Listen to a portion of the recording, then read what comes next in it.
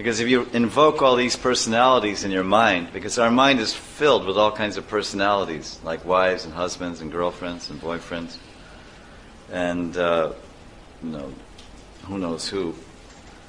But but if we can think, we try to think of Shukadeva Goswami in our minds and Ananta Shesh in our minds, and Brahma and Shiva, then our minds become sanctified by that thought.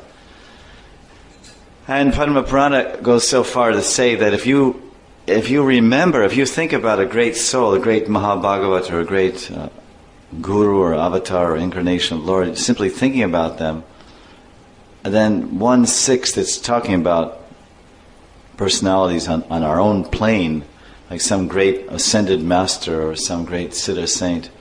If you think of them, you just think of them and pray to them, then it says that 1/6 of their piety will come in your heart, come in your mind. Your thinking will attract their sukriti.